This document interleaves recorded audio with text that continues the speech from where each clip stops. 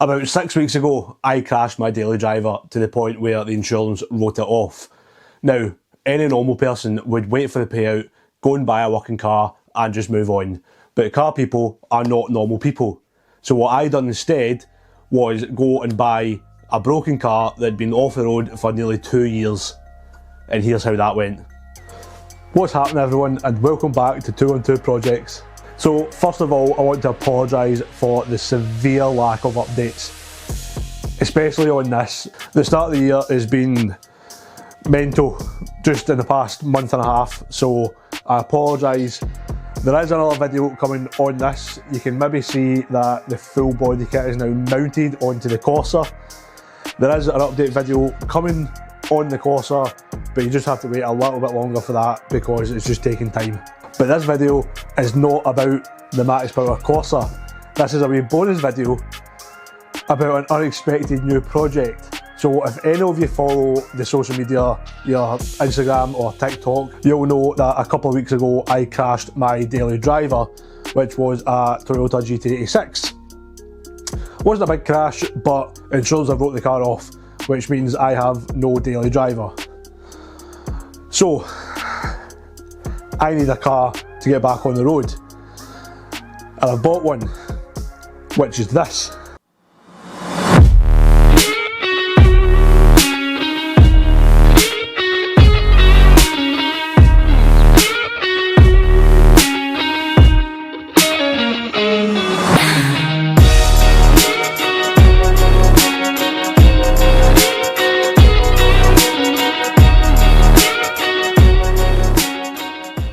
Yes, it's another Corsa, and yes, of course, there are issues with it.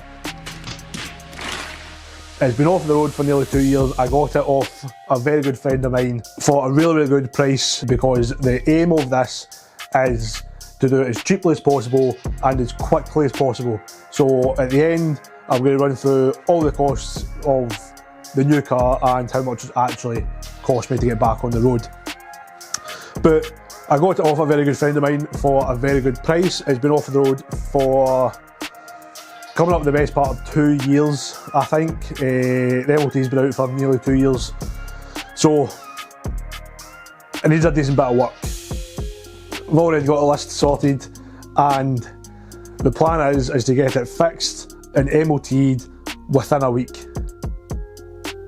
Which I think is doable. It's absolutely doable. I'm waiting on one more part turning up, and then we've got all the parts here ready to go. So what I'm going to do is we're going to get the Max Power Corsa out the garage, and then we're going to get the new Corsa in the garage, jacked up, and then I can run you through all the problems that there is and what we need to do to get it back on the road. So let's go.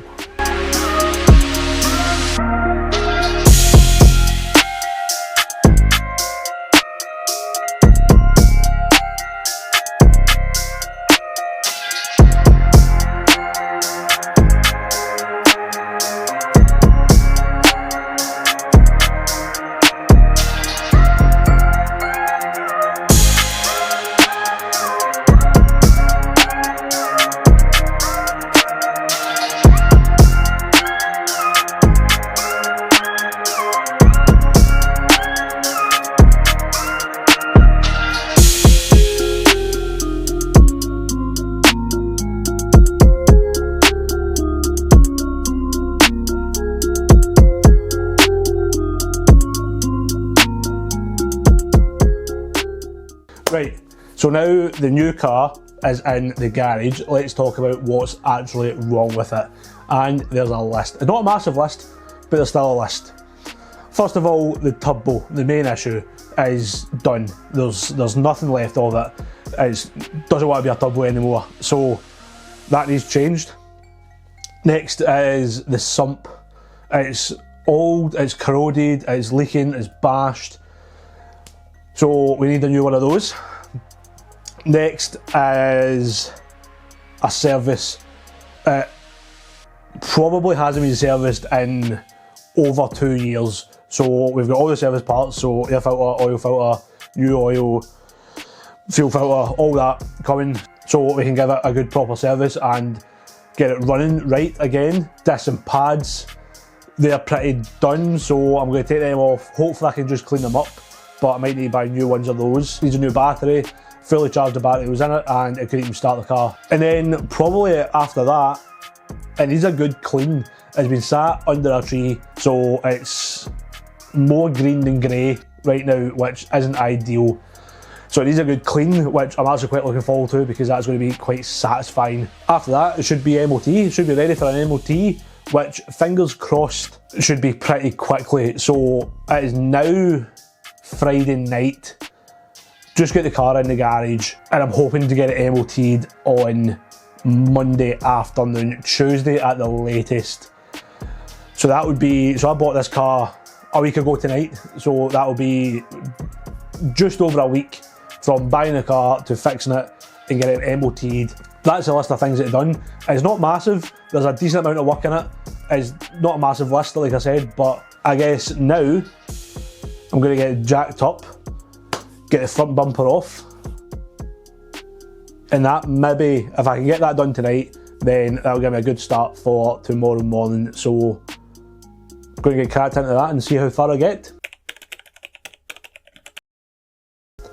Right, Saturday morning, last night we got it jacked up and got the front bumper off, which gives us a good start for today. The turbo was meant to turn up today, but I've just had an email in like literally the last half hour or so to say that the turbo is delayed, and there's Every that's delivering it, so usual story from them, which is great. So fingers crossed it turns up tomorrow, and if not, then the whole 1 week deadline is blown out the water. It will turn up. If it doesn't turn up tomorrow, then I'm hoping it will definitely turn up on Monday, but for now I can only hope that it turns up tomorrow, and then we can still get this ready for its MOT on Monday. But we're going to get the sump off, well sorry, we're going to drain the oil, turbo off, intercooler off, boost pipes off, sump off, changed, and then we'll get cleaning all the intercooler and the boost pipes and everything. So let's get into it.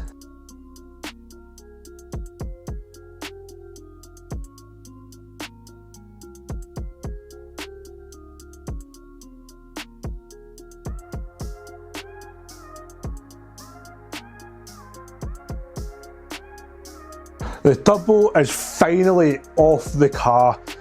It's taken me literally like 4 or 5 hours just to get this turbo off, because every single bolt that I touched was either rusted and seized and just didn't want to come off and about to snap, and it was just a complete nightmare. It took so long just to get the turbo off, but it's done now. So it's back at 6 on a Saturday night, so I'm hungry and I'm going to go get some scran.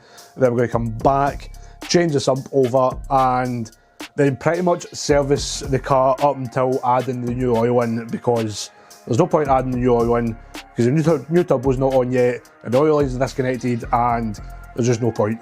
So I'm going to go get some scran. I'm thinking maybe a chippy, because why not? I'm going to crack open a case of beer and then yeah, come back, service the car, get the sump swapped over.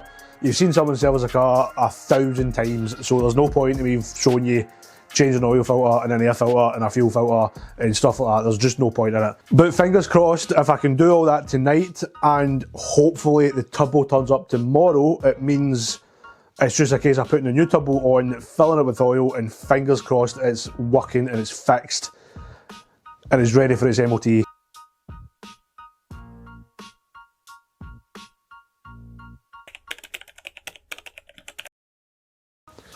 What's happening? Day 3 of the unexpected new project. Last night managed to get the old sump off the car, but I ran out of brake cleaner, so I couldn't clean up the mating surfaces to put the new sump on. So I've got some coming today, hopefully it'll be here soon, and then we can get the new sump, get it all cleaned up and get the new sump sealed and on, to give the sealant time to set before I put new oil in it.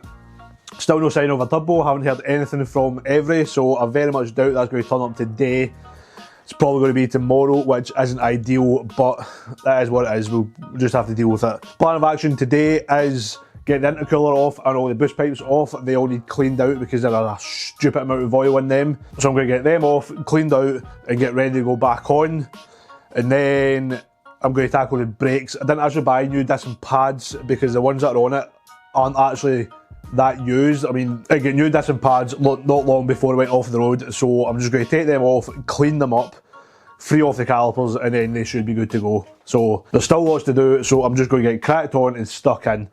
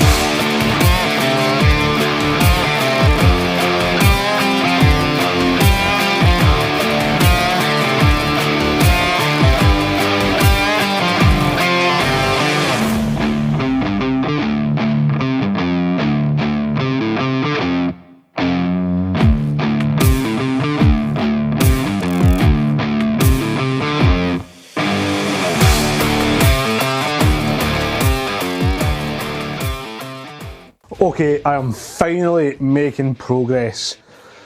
The brake cleaner that I was waiting on turned up. My very good friend Ali, who you might have seen pottering about in the background in a few of the videos, went and picked it up and dropped it off, which was very kind of him. Which meant I could get the new sump on. It is, so the new sump is on. It's all clean, it's sealed, it's torqued, it's bolted, it's on. Ticked off the list. Next, I started cleaning out the intercooler and the boost pipe. So the intercooler, don't know if you can see it, is back on. That's been washed out. When I tell you, when I took the boost pipes off, there was genuinely, no word of a lie, more oil in the turbo system than there was in the sump when I drained it, which is ridiculous. Honestly, when I separated the boost pipes, it was as if I'd taken the sump plug off. It just drained out of it, which just goes to show how absolutely pumped that turbo was. So the intercooler is cleaned out and back on the car. The boost pipes down there have been washed out, but I'm going to clean them out with brake cleaner as best as I can. So I ended up taking all the boost pipes off, even right up to the throttle body, because they were just full of oil, and good job I did, because the throttle body is full of oil as well, so that needs cleaned out as well. Then after that, we can put them all back on, and it's pretty much wait for turbo at that point. So the plan is, it is 4:45 on Sunday. I'm working early shift tomorrow. I'm thinking if I can get the boost pipes cleaned and back on the car tonight, fuel filter changed, and basically get it to a point where it is literally just the turbo I'm waiting on, then I think that'll be good going. So I'm just going to get cracked on. There's nothing else for it.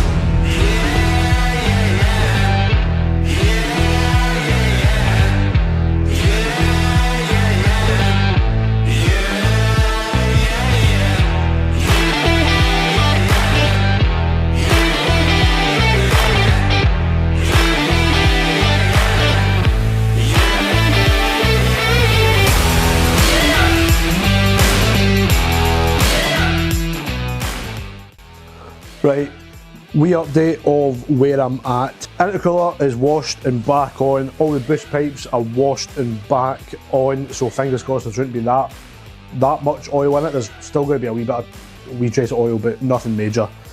New sumps on, air filters changed, fuel filters changed, oil filters changed. All the filters are changed by the cabin one, but I can get that at another point. I can't remember if I mentioned that I need a new flexi on the exhaust, so I've ordered one of those. So basically right now we're at a point where I'm just waiting on the new turbo and the flexi coming up. I'm going to get the brakes off, get them cleaned up and get them back on, hopefully tonight if I've got time. If not, then I can do that tomorrow.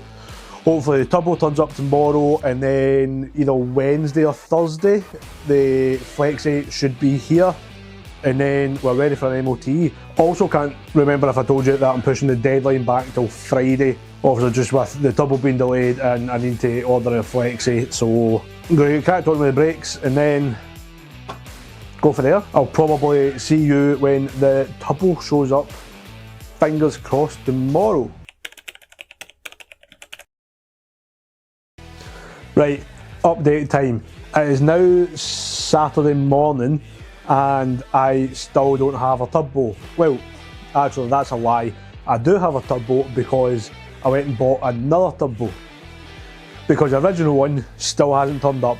Every has well and truly screwed me on this one. All week I've been trying to get in contact with them. I've tried their online chat, I've tried phoning them, I've tried to find an email for them. No joy whatsoever, cannot get in contact with them. So the original turbo hasn't turned up, still hasn't turned up more than a week after it was meant to be here. So thankfully, luckily, a local Motor Factors had one in stock sitting on the shelf, which is mental in the first place because who the hell has a turbo for a 1.3 Corsa D randomly sitting on a shelf? But they had it, so I bought it. It's more expensive than the original one, but that's okay because it's an OEM equivalent and it's going to work, it's going to fit, and it's going to be great. So plan for today is get the new turbo bolted onto the car, get it all hooked up, and then I can get the flexi, the old flexi cut out the exhaust, and then the new flexi on the exhaust, and then that's that all done. And then pretty much fill it with oil and turn the key, and there's no reason why it shouldn't work. So there's no point talking anymore, we're just going to get stuck straight into it.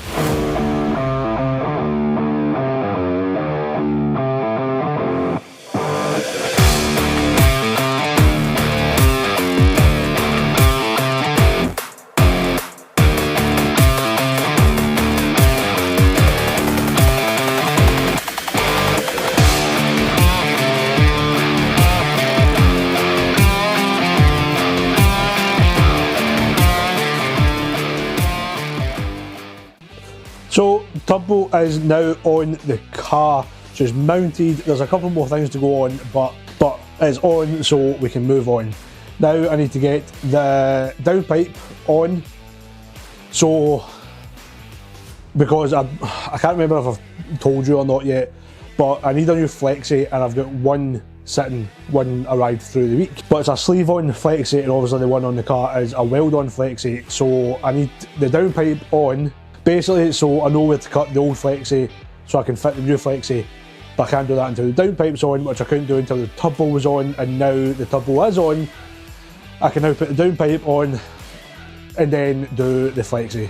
So it's a lot of, I need to do this and I need to do this, but I can't do that until I do this, and then I can't do that until I do this, and so on and so on. So I'm going to interrupt this video very quickly because if you don't know, we don't just build max power Corsas, we've also got an entire range of streetwear and accessories available to buy online right now. The hoodies and t-shirts are super comfy and really good quality. We've put a lot of time and effort into finding the right quality of clothing that we would be happy to wear as well as you. So if you get a minute and want to support the brand and help us keep building stupid things like this, then head over to the website and pick something up. Now back to the main event.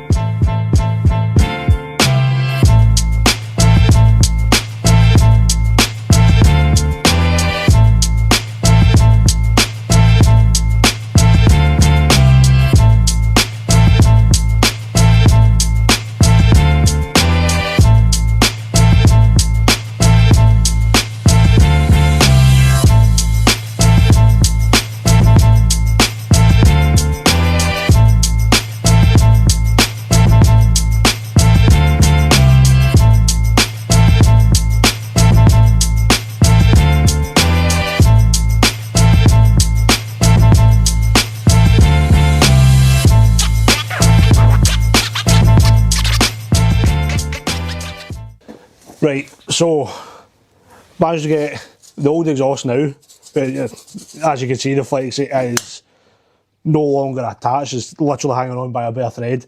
So I'm going to get this cut out and get the new sleeve on flexi on, and then we can get the exhaust back on and button everything up, put oil in it, and it should be ready to start. Okay, so the exhaust is cut. I didn't film it because I genuinely thought I was going to go on fire because the exhaust is full of oil, as you can see by the trail of oil left by the exhaust. But it's fine because that will just burn off, hopefully. So it's cut now. I'm going to fire the aft section back on the car, and then I can put the flexi on and then the forward section and then join it to the dump pipe. And then it's just a case of buttoning everything up and putting some oil in it. I think I'll need to go through and just double check everything.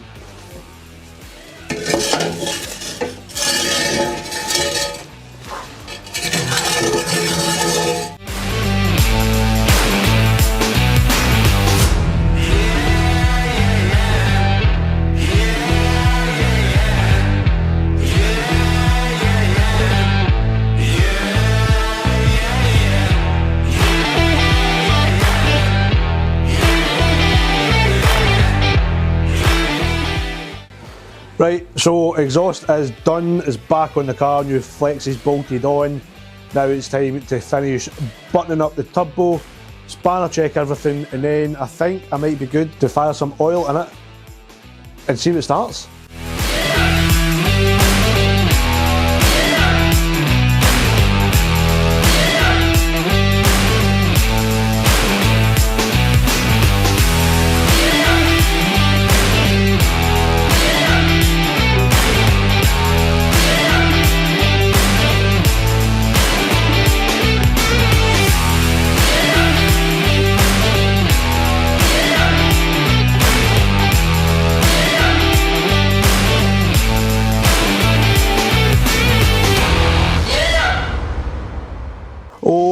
Okay, I think everything's back together.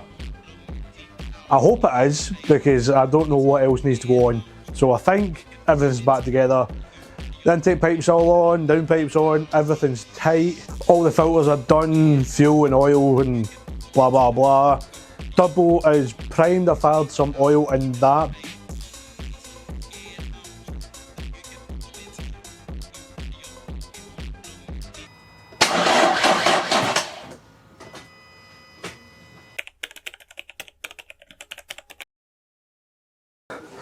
Right, Sunday morning, turbo's all primed, battery's charged, we're going to see if we can get this started.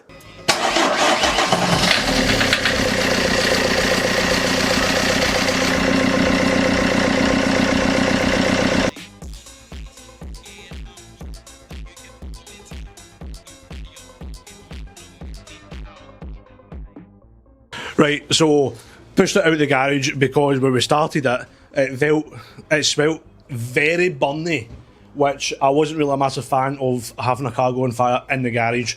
So we pushed it out the garage, so we're going to start out there, and if it goes on fire then at least it's out the garage, but we'll see what happens.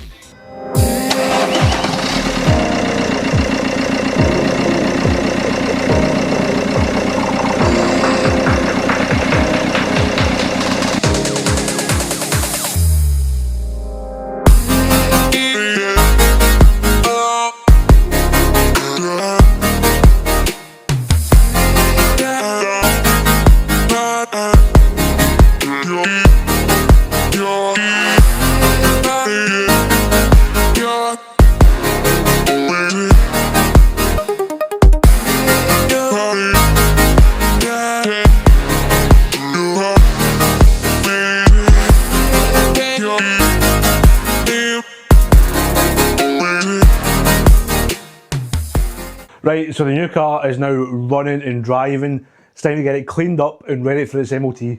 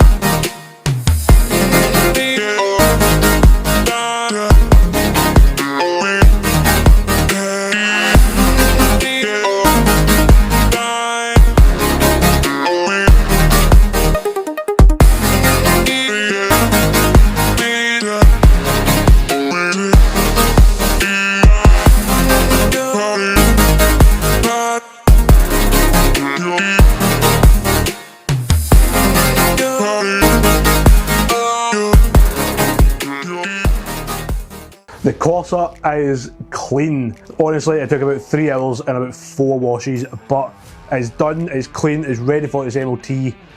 Today is Tuesday and the MOT is booked for Thursday, so we're going to wait to see if it passes or not. To be honest with you, it's probably going to need 2 tyres. They are flat. Hopefully we can get away with just patching them, but if it needs new tyres, it needs new tyres. That is what it is. The interior is as clean as it's probably going to get without doing a proper valet. After this MOT, I might take it down to squeaky clean valets and let Paul work his magic on it, but we'll need to see if it passes the MOT or not. It is a workhorse at the end of the day, so does it really need to be that clean? I don't know. But to be honest, there's not much else I can do right now until Thursday for the MOT, so just going to have to wait until then. So I will see you on Thursday, which should be now. So it's Wednesday night, the car's running, I need to go and pump the tyres up, but it's time to go take it for its MOT.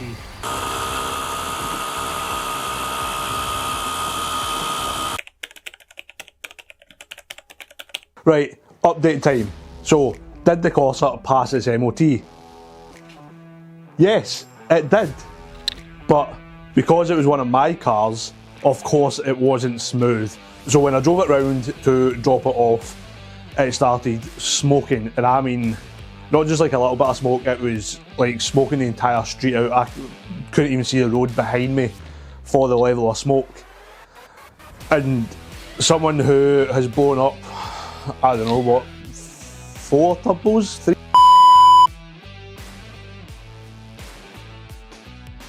3 turbos in the past 3 years, my immediate thought was brand new turbos gone. So I spoke to the tester, he said, look, I'll try it and see what happens. Turns out he couldn't test it because of the smoke, or the level of smoke I should say. So I went down the next day or a couple of days later, took the full DPF and the exhaust off, cleaned all that out, gave that all a blast through the pressure washer, checked the turbo. Thankfully the turbo was absolutely fine, and it must have just been oil in the exhaust from obviously the previous turbo blown up. So cleaned all that out, ran it for well over an hour and it seemed fine, there wasn't any smoke, so managed to get it through the MOT and it was a pass. It was just a pass, but it was a pass. So what happens now? Well, we would think, passes the MOT, on the road, daily driver, let's drive it. But no. Although it's passed its MOT, it still needs a little bit of work on it. So I cleaned up the disc and pads, thinking that they would be okay. And to be fair, they have passed the MOT, but they're not the best. So I'll get new disc and pads to go on. Also needs 2 glow plugs and an auxiliary belt, because the auxiliary belt is screaming, is the only word I can describe for it, and 2 glow plugs are gone, so I need to do them.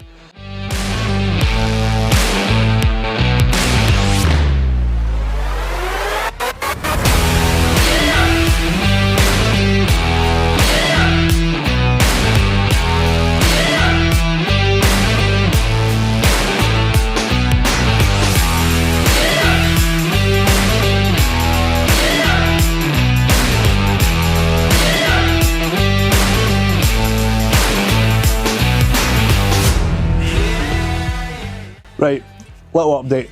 Just went to do the disc and pads and realised the ones I bought are the wrong ones. So Google lied to me on that one.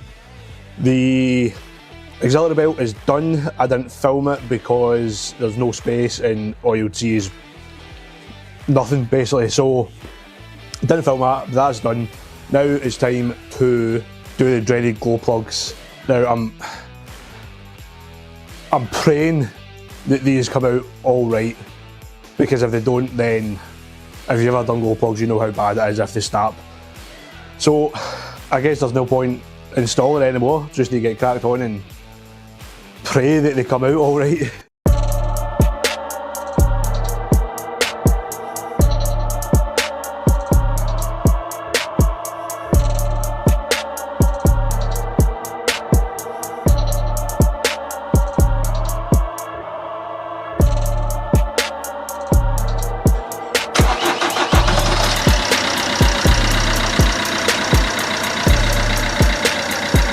finally get the right brake discs, so let's get the brakes done and get this car on the road.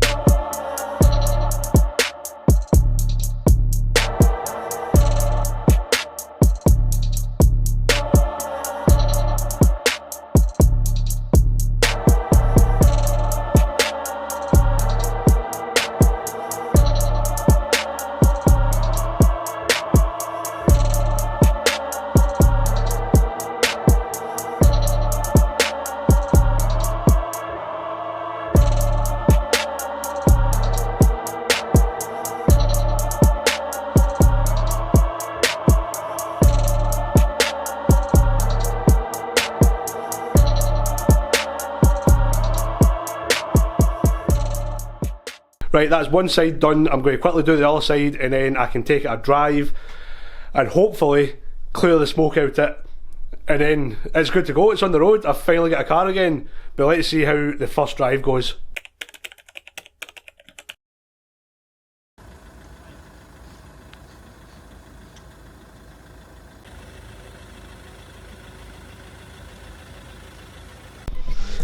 Right, confession time. What you've just seen isn't the first time I've actually taken the car out. The first time I took it out, I was going fine, driving fine, and then I hit up and then I was billowing smoke out the back of it, so I was like, oh, not again. So it was undrivable like that. So what we came up with was take it out late at night on a quiet bit of road and just drive it and drive it and drive it and see if it clears out, because obviously the DPF was flooded with oil from the old turbo. So that just had to burn out. So we drove it for must have been what, an hour and a half maybe, which doesn't actually seem like that long, but when you're just driving up and down the road it feels like ages. And then obviously, as you've just seen, eventually it's cleared out and not smoking anywhere near as much as what it was. So I'm pretty happy with how it's going right now. It's not smoking, it's driving absolutely bob on. The full list of everything that had to get done is now crossed off, apart from the glow plug. So I've done obviously one glow plug that you've seen.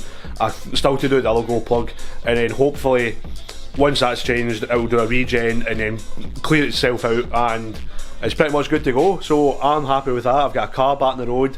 Finally, it feels like this has been going on for, well, it has been going on for weeks and weeks and weeks, just because I thought it was a good idea, but it turns out, well, was it a good idea? I don't know. Let me know in the comments if you think this was a good idea or you think I should have just went and bought a working car, because I don't know. At the time it was a good idea, then it wasn't a good idea, and now it is a good idea again because I've got a car on the road, but I don't know. Let me know your thoughts. Also said, well, I can't remember if I said or not, but I think I said at the start of the video that I was going to, the whole reason I done this was because it was the cheapest, and to be fair, I thought it was going to be the fastest way of getting a car on the road. But I did say I was going to run you through the final cost and everything I paid for, which I'm going to do. I just need to add up another couple of things, put another couple of things on the list, and then I'm going to sit down and run you through exactly why I done this and how much it cost me. So, why did I do this and not just go and buy a working car? Well, for one, the cheapest car that I could find with at least 6 months MOT on it was a Peugeot 106 or a 107. Basically a tin can on wheels, and it still needed work. It needed 2 front wheel bearings and an exhaust and other bits and bobs, and all of that was £995. So yes, I could have spent that and then spent another couple £100 fixing it, and then I'd have a car pretty quickly. But it's a tin can on wheels, it's a washing machine on wheels, which I didn't really want. And I knew that my good friend had a car that had been parked up off the road for coming up to 2 years. Asked him out how much he wanted for it, and then we done a deal. So because the whole plan, the whole point of this was to get a car on the road quickly and as cheaply as possible, I decided to document everything that I spent, right down to buying cans of brake cleaner. So I've got a list of absolutely everything that I spent. I'm not going to run you through the entire list because there is quite a bit, but I'm going to run you through the big numbers and then a final number at the end. Now, I had a budget, or I estimated a budget of £800, which obviously was cheaper than the cheapest car I could find. So, to start with, buying the car, because it was a good mate and he was going to scrap it anyway, he only charged me scrap value, so I paid £200 for the car, which, to be fair, is very reasonable for what it is. Recovery from my mate's house to my house was £40, and then the obvious, what was wrong with it. So we knew that something was wrong with the turbo, something turbo related had gone wrong. We thought it was maybe just an actuator, but then when we looked into it, we seen that the turbo was absolutely gone, so that meant I had to buy a new turbo. Now, as you've watched the video, you know the saga that we had with turbo and every, and that was just a whole nightmare. So, end up, the turbo cost £300 for a brand spanking new one, which is an OEM equivalent from a local motor factors, and that was after I cancelled the order for the turbo that never actually arrived. Then it was things like sump, because the sump was leaking, so I had to get a new sump and reseal it. That was £20. And then service, so normal service stuff, oil, filter, fuel filter, air filter, that all came to £108.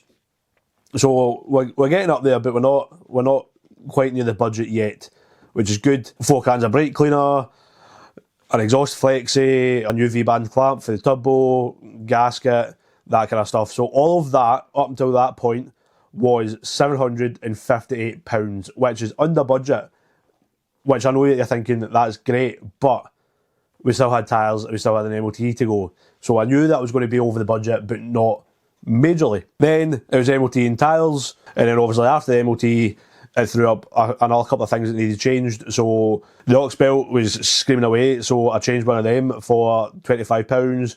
Glow plugs, now I know I've only done one glow plug, but I had to buy the other one that's still to get done. So they were £52, that's some pads and another couple of bits, and that all came to around about £170, £180.